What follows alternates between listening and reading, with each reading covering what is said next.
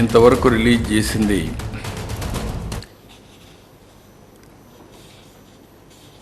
15,146 కోట్లు. ఆ బ్యాలెన్స్లో మొత్తం రిలీజ్ తీసేసినాక 15,146 కోట్లు ఇవ్వాలి. ల్యాండ్ అక్విజిషన్కి అండ్ ఆర్ ఇవన్నిటికీ 1,597 కోట్లు ఖర్చు పెట్టాం.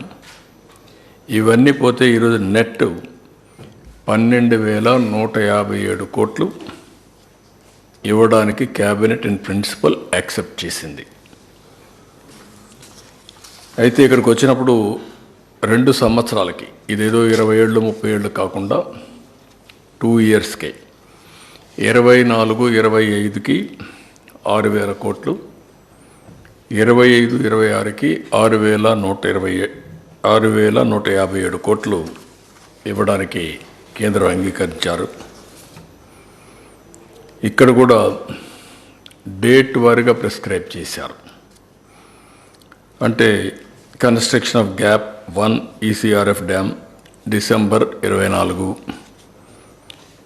Construction of ECRF dam diaphragm wall gap 2 June 2025, completion of spillway and gates May 2025, completion of approach and pilot channels May 2025, completion of connectivities May 2025, completion of ECRF gap 2 and dam March 2026కి. మొత్తం కూడా ప్రాజెక్ట్ని 2026-27 మార్చి లోపల complete చేసేట్టుగా ఒక schedule announce చేశారు. ఇది ఒక విధంగా చెప్పాలంటే సంతోషించదగ్గ విషయం.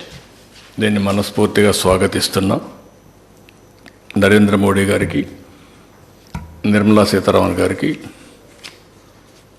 సిఆర్ పాటిల్ ఎవరైతే వాటర్ రిసోర్స్ మినిస్టర్ ఉన్నారో ఆయనకి ముగ్గురు కూడా ధన్యవాదాలు తెలియజేస్తున్నా.